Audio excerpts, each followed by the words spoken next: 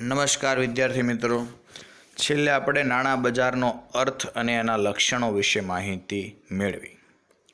આજે આપણે સંગઠિત નાણાં બજાર અને અસંગઠિત નાણાં બજાર વિશે ટૂંકમાં પરિચય મેળવવાનો છે. તો ભારતના નાણાં બજારને બે ભાગમાં વહેંચવામાં આવે છે, સંગઠિત નાણાં બજાર અને અસંગઠિત નાણાં બજાર. તો સંગઠિતમાં કોનો સમાવેશ થાય? તો ઔપચારિક નાણાં બજારો હોવાથી રિઝર્વ બેંક ઓફ ઇન્ડિયા, વેપારી બેંકો, મ્યુચ્યુઅલ ફંડ, આ બધી સંસ્થાઓનો હેમાં સમાવેશ થાય સંગઠિત નાણાં બજારમાં. ભારતમાં સંગઠિત નાણાં બજારનું નિયંત્રણ આરબીઆઈ દ્વારા કરવામાં આવે. ટૂંકમાં જે સંસ્થાઓ આરબીઆઈ સાથે સંકળાયેલી હોય એનો સમાવેશ સંગઠિત નાણાં બજારમાં કરવામાં આવે. અને જેમ આરબીઆઈ વ્યાજના દરમાં ફેરફાર કરે તેવી રીતે આ બધી સંસ્થાઓએ પણ વ્યાજના દરમાં ફેરફાર કરવો પડે છે. કહે છે નાણાં બજારમાં પૂરતી તરલતા જાળવવા માટે રિઝર્વ બેંક ઓફ ઇન્ડિયા વ્યાજના દરમાં જરૂરિયાત અનુસાર ફેરફાર કરે. અને સંગઠિત નાણાં બજારમાં treasury bill, certificate of deposit, call money જેવા નાણાકીય સાધનોનો પણ સમાવેશ થાય છે. અને સંગઠિત નાણાં બજાર પદ્ધતિસર રીતે સંકળાયેલું છે. રિઝર્વ બેંક ઓફ ઇન્ડિયા એના ઉપર નિયંત્રણ રાખે. મિત્રો, અહીંયા એકદમ ટૂંકમાં આપને સમજાવ્યું છે કે સંગઠિત નાણાં બજાર જે છે એ સંગઠિત નાણાં બજારનું નિયમન કોણ કરે છે? આરબીઆઈ. અને આરબીઆઈ જરૂરિયાત મુજબ વ્યાજના દરમાં ફેરફાર કરે છે. અને એ રીતે અન્ય સંસ્થાઓએ પણ ફેરફાર કરવાના હોય. અને બીજું કીધું છે અસંગઠિત નાણાં બજાર. તો અસંગઠિત નાણાં બજાર અને અનૌપચારિક હોવાથી તેના ઉપર કોઈ કેન્દ્રીય સંસ્થાનું નિયંત્રણ નથી. કે અસંગઠિત જે કોઈ યાર સંકળાયેલા છે જ નહીં તેવા અસંગઠિત નાણાં બજાર ઉપર કોઈનું નિયંત્રણ નથી. કોઈ પણ નિયમ વગર, ધારાધોરણ વગર એ ચાલે છે. એમાં કોણ કોણ હોય છે? તો જમીનદારો, નાણાં ધીરનારા, વસ્તુઓ ગીરો રાખી નાણાં આપનારા, દેશી બેન્કરો, શ્રોપ, આ બધા જે છે એ બધા લોકોનો સમાવેશ અસંગઠિત નાણાં બજારમાં થાય કે જેને આરબીઆઈ સાથે કાંઈ લેવા દેવા છે નહીં, પોતાની રીતે કામ કરતા હોય છે. અને આ બધા વચ્ચે સંકલનનો પણ અભાવ હોય છે. બધાની વ્યાજના દર પણ બહુ અલગ અલગ હોય છે. અને મોટા ભાગે આવું બજાર ભારતના ગ્રામ્ય વિસ્તારમાં જોવા મળતું હોય છે. હવે તો શહેરી વિસ્તારમાં પણ જોવા મળે છે. તો મિત્રો, આ થયું સંગઠિત નાણાં બજાર અને અસંગઠિત નાણાં બજારની વાત. પણ આજનો આપણો જે મેન સવાલ છે, મેન સવાલ આપણે એ ભણવાનો છે નાણાં બજારના સાધનો. તો નાણાં બજારના મિત્રો 5 સાધનો છે એ આજનો આપણો મુખ્ય સવાલ છે. 5 માર્કમાં પૂછાઈ શકે અથવા 3 માર્કમાં પૂછાઈ શકે એવો સવાલ કે નાણાં બજારના સાધનો વિશે સમજાવો. તો નાણાં બજારના સાધનો 5 છે. નાણાં બજારના સાધનોની પાકતી મુદત કેટલી છે? 1 વર્ષ કે તેથી ઓછી. સલામત રોકાણ પણ છે, અંદર બિન સલામત અમુક રોકાણ પર છે. એટલે નાણાં બજારના સાધનોમાં 5 સાધનોમાં પહેલું સાધન આપણે કીધું છે ટ્રેઝરી બિલ. મિત્રો, અહીંયા ખાલી આપણે યાદ રાખવાનું છે, સમજવાનું ઓછું છે. આ બધા સાધનોની વિગત આપને આપેલી છે, સમજવાનું બહુ ઓછી વિગત આપને જણાવેલી છે. તો એ કીધું છે ટ્રેઝરી બિલ એ ટૂંકા ગાળા માટેનું નાણાકીય સાધન છે જે ભારત સરકાર વતી કોણ બહાર પાડે છે? Reserve bank of India. તો મિત્રો, અહીંયા અંડરલાઇન કરવાની, ટ્રેઝરી બિલ કોણ બહાર પાડે છે? રિઝર્વ બેંક ઓફ ઇન્ડિયા બહાર પાડે છે. બીજું કીધું છે આગળ, સમગ્ર વિશ્વમાં ટ્રેઝરી બિલ નાણાં બજાર માટે મહત્વનું ઘટક ગણાય છે કે ટ્રેઝરી બિલ વધારે પ્રતિષ્ઠિત છે. ટ્રેઝરી બિલ દ્વારા સરકારને ટૂંકા ગાળા માટે નાણાં મળી રહે છે. હવે અંડરલાઇન કરવાની કે ટ્રેઝરી બિલની પરિપક્વતાનો સમય કેટલો હોય? તો ટ્રેઝરી બિલની પરિપક્વતાનો સમય 91 દિવસ, 182 દિવસ કે 364 દિવસ હોવાથી રોકડ તરલતાનો ગુણ ધરાવે છે. તો અહીંયાથી વીએસક્યુ મળી ગયો કે ટ્રેઝરી બિલનો સમયગાળો કેટલો હોય? 91 દિવસ, 182 દિવસ અથવા 364 દિવસ. બીજો વીએસક્યુ, ટ્રેઝરી બિલ કોણ બહાર પાડે છે? તો ટ્રેઝરી બિલ કોણ બહાર પાડશે? Reserve bank of India. પછી એક વિધાન પૂછાય છે, ટ્રેઝરી બિલને શૂન્ય કૂપન બોન્ડ કહે છે, કારણ કે જણાવો. તો ટ્રેઝરી બિલને શૂન્ય કૂપન બોન્ડ શા માટે કહેવામાં આવે? કે ટ્રેઝરી બિલ તમે 10,000નું ખરીદવું હોય તો એના ઉપર તમને કોઈ વ્યાજ ચૂકવવામાં આવતું નથી. ટ્રેઝરી બિલ જેટલાનું તમે ખરીદો છો એના ઉપર તમને વ્યાજની ચૂકવણી થતી નથી. પરંતુ ટ્રેઝરી બિલ વટાવથી બહાર પાડવામાં, મીન્સ કે 10,000નું ટ્રેઝરી બિલ હોય તો તમને એ કઈ રીતે આપવામાં આવે? 9,000થી આપવામાં આવે છે. અને જ્યારે તમે પરત મેળવો ત્યારે તમને મૂળ કિંમત એટલે 10,000નું હોય એની કિંમતે પરત કરવામાં આવે. એટલે ટૂંકમાં એક પ્રકારનું વ્યાજ જ મળે છે પણ વ્યાજ ચૂકવાતું નથી એવું કહેવાય છે.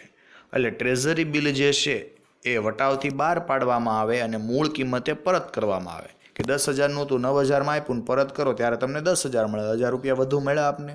એ આપણા માટે વ્યાજ સમાન જ કહેવાય. કહેવાનો મતલબ એવો. તો ટ્રેઝરી બિલને શૂન્ય કૂપન બોન્ડ તરીકે પણ ઓળખવામાં આવે છે. બીજું ટ્રેઝરી બિલનું બીજું નામ જણાવો. તો ટ્રેઝરી બિલને ટી બિલ્સ તરીકે પણ ઓળખવામાં આવે છે. અહીંયા આ પણ VSQ મળી ગયો. ટ્રેઝરી બિલનું બીજું નામ કયું છે? ટી બિલ્સ તરીકે પણ ઓળખવામાં આવે છે. નાણાં બજારનું બીજું સાધન આપણે કીધું છે કોમર્શિયલ પેપર. તો વિશ્વ સ્તરે 1980 પછી કોમર્શિયલ પેપર ઘણા લોકપ્રિય બન્યા. કોમર્શિયલ પેપર ક્યારે લોકપ્રિય બન્યા? 1980 પછી. કોણે બહાર પાડ્યા? સૌપ્રથમ RBIએ જાન્યુઆરી 1990માં બહાર પાડ્યા. અને કોમર્શિયલ પેપર બિન સલામત, એટલું બધું સલામત પણ નહીં કહી શકાય, ટૂંકા ગાળાની વચન ચિઠ્ઠી જેવો દસ્તાવેજ છે કે જેમાં ચિઠ્ઠી ઉપર લખાણ કરીને તમને રૂપિયા આપવામાં આવતા હોય છે. કોમર્શિયલ પેપર દ્વારા ટૂંકા ગાળા માટે નાણાં મેળવી શકાય છે. તો કોને નાણાં મળે? તો ઊંચી શાક પાત્રતા ધરાવતી કોર્પોરેટ એટલે કે ધંધાકીય સંસ્થાઓ કે જેમની નાણાકીય સ્થિતિ મજબૂત છે. રિલાયન્સ કંપની ગણી લો તો એ આ કોર્પોરેટ સંસ્થામાં આવે કે જેમની નાણાકીય સ્થિતિ મજબૂત છે. તો એવી સંસ્થાઓ આવા કોમર્શિયલ પેપર બહાર પાડે અને હસ્તાંતરણીય સાધન છે એટલે કે તમે બીજાને વેચી પણ શકો છો. આગળ કીધું કંપનીઓ અને નાણાકીય સંસ્થાઓ ઓછામાં ઓછા 7 દિવસને વધુમાં વધુ 1 વર્ષની મુદત માટે બહાર પાડી શકે. સમયગાળો કેટલો આપ્યો છે? ઓછામાં ઓછા 7 દિવસ અને વધુમાં વધુ 1 વર્ષ સુધીનું કોમર્શિયલ પેપર બહાર પાડી શકાય. કોમર્શિયલ પેપર ઉપર કોનું નિયંત્રણ હોય છે? રિઝર્વ બેંક ઓફ ઇન્ડિયાનું નિયંત્રણ હોય. અને કેટલા રૂપિયાના ગુણાંકમાં બહાર પડે? ₹5 લાખ અથવા તેના ગુણાંકમાં વટાવથી બહાર પાડવામાં આવે. 5 લાખના ગુણાંકમાં 5 × 1, 5 લાખ × 2 એ રીતે બહાર પાડવામાં આવે. કોમર્શિયલ પેપરનું બીજું નામ કયું છે? ફાઇનાન્સ પેપર, ઇન્ડસ્ટ્રીયલ પેપર અને કોર્પોરેટ પેપર. તો અહીંયા પણ VSQ બન્યો.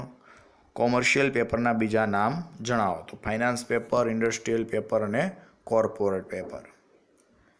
નાણાં બજારનું ત્રીજું સાધન કીધું છે થાપણનું પ્રમાણપત્ર. તો થાપણનું પ્રમાણપત્ર બિનસલામત, હસ્તાંતરણીય અને ટૂંકા ગાળાનું નાણાં મેળવવાનું સાધન છે. મતલબ બિનસલામત, હસ્તાંતરણી, ફેરબદલી થઈ શકે, ટૂંકા ગાળાનું છે. કોણ બહાર પાડે? તો શિડ્યુલ વેપારી બેન્કો અને નાણાકીય સંસ્થાઓ કે જેની નોંધણી RBIમાં થયેલી હોય. પણ અહીં એક સ્પષ્ટતા કરી છે, બેંકમાં મૂકેલી બાંધી મુદતની થાપણની રસીદ અને થાપણનું પ્રમાણપત્ર બંને અલગ છે. બેંકમાં જે તમે થાપણ મૂકો છો એની ફેરબદલી થઈ શકે નહીં, જ્યારે અહીંયા જે તમે થાપણની રસીદ છે એની ફેરબદલી થઈ શકે છે. અને શિડ્યુલ બેન્કો કે જેની નોંધણી RBIમાં થયેલી છે એવી બેન્કો પોતાની શરતોને આધીન આવું પ્રમાણપત્ર બહાર પાડે છે અને એની કિંમત ઓછામાં ઓછી ₹1 લાખ હોય છે. ચોથું આપણે કીધું છે કોમર્શિયલ બિલ. તો કે જ્યારે શાકથી માલ ખરીદવામાં આવે ત્યારે માલ વેચનાર વેપારી શાકથી માલ ખરીદનાર ઉપર કોમર્શિયલ બિલ લખે છે. ટૂંકમાં તમે કોઈ પાસેથી ઉધાર માલ ખરીદો તો સામેવાળો વેપારી તમારી ઉપર જે બિલ લખે એને કોમર્શિયલ બિલ કહેવાય. કોમર્શિયલ બિલ જે છે કેવું છે? હસ્તાંતરણીય છે, ધંધાના વ્યવહારમાંથી ઉદ્ભવે છે, ચોક્કસ રકમ પૂરેપૂરી ચૂકવવાનો બિનશરતી હુકમ ગણાય છે. તો મિત્રો એક VSQ આપો છે. કોમર્શિયલ બિલના ઘણા બધા પ્રકારો છે જેમ કે વિનિમય પત્ર, હુંડી, આંતરદેશીય બિલ, માંગણી બિલ, વિદેશી બિલ. આ બધા કોમર્શિયલ બિલના પ્રકારો છે. અનેક પ્રકારના બિલ લખવામાં આવતા હોય છે. તો કોમર્શિયલ બિલ કોણ લખે છે? વેપારી. કોની ઉપર? જેને ઉધાર માલ વેચવો હોય તેને. તો જ્યારે માલ વેચનાર અને ખરીદનાર ઉપર લખે ત્યારે આ બિલ વેપારી બિલ બને છે અને જ્યારે વેપારી બેંક આ બિલનો સ્વીકાર કરે ત્યારે બિલ કોમર્શિયલ બિલ બને છે. મિત્રો સમજો, વેપારી બિલ ક્યારે છે, કોમર્શિયલ બિલ ક્યારે છે? તો જ્યારે વેપારી પોતાના દેવાદાર ઉપર બિલ લખે ત્યારે વેપારી બિલ છે અને જ્યારે એ બિલ બેંક સ્વીકાર કરે ત્યારે કોમર્શિયલ બિલ બને છે. ટૂંકમાં ચેક ડિસ્કાઉન્ટ જેવું કામ છે. તમારે અગાઉ રૂપિયા જોતા હોય તમે બેંકમાં જઈ એના બિલ વટાવી શકો. વેપારી બેંક આ બિલને વટાવ કાપીને વટાવી આપે છે. જો બેંકને નાણાંની જરૂર પડે તો નાણાકીય સંસ્થા પાસે ફરી વખત પણ વટાવે છે. સામાન્ય રીતે કોમર્શિયલ બિલનો સમયગાળો 30, 60 કે 90 દિવસનો હોય છે. ટૂંકમાં 30, 60 કે 90 દિવસ સુધી ઉધાર ખરીદી થતી હોય એટલે એટલા સમયગાળામાં વેચવામાં આવતા હોય છે. આગળ આપણે પાંચમું કીધું છે કોલ મની અને નોટિસ મની. તો કોલ મની અને નોટિસ મનીમાં શું કહે છે? તો કોલ મની અને નોટિસ મનીમાં આપણે કહીએ છીએ વેપારી બેંકોએ રિઝર્વ બેંકના નિયમો અનુસાર ઓછામાં ઓછી રોકડ શિલ્લક જાળવવી પડે. કે બેંકોએ શું કરવું છે? પોતાની બેંક પાસે અમુક રૂપિયા રોકડ રાખવા પડે છે જેને રોકડ અનામત કહે છે, કેમ કે ગમે ત્યારે ગમે એ ગ્રાહક આવીને બેંકમાં પૈસા માગે તો બેંક પાસે રૂપિયા હોવા જોઈએ. તો વેપારી બેંકોએ રિઝર્વ બેંકના નિયમો અનુસાર ઓછામાં ઓછી રોકડ શિલક જાળવવી પડે છે, જેને રોકડ અનામત કહેવાય. ઓછામાં ઓછી રોકડ શિલકની જાળવણી માટે એક બેંક બીજી બેંક પાસેથી ઉછીના નાણાં મેળવે છે. ટૂંકમાં રોકડ શિલકની જાળવણી માટે એક બેંક બીજી બેંક પાસેથી નાણાં મેળવે છે.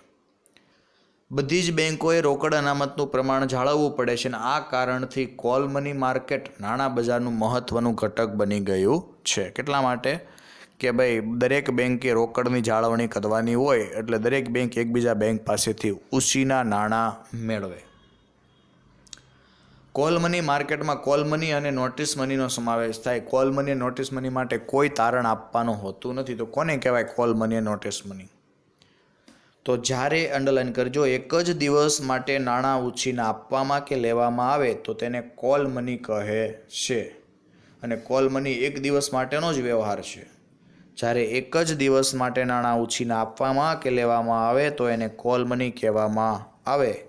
અને કોલ મની એક દિવસ માટેનો વેપાર છે.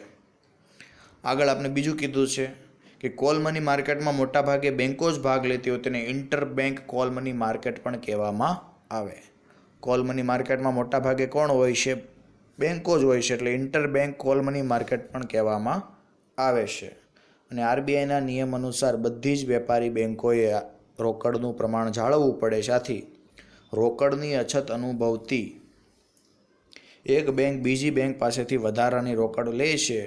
ટૂંકમાં એક દિવસની લોન એટલે કોલ મની. કે અહીંયાથી આપણે વ્યાખ્યા જ પૂછાય છે કોલ મની એટલે શું? જ્યારે એક જ દિવસ માટે ઉછીના નાણાં મેળવવામાં કે આપવામાં આવે.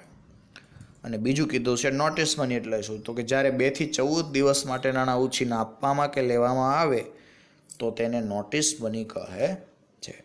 તો મિત્રો 5 જેટલા ઘટકો આપણે નાણાં બજારના જણાવવામાં આવ્યા છે.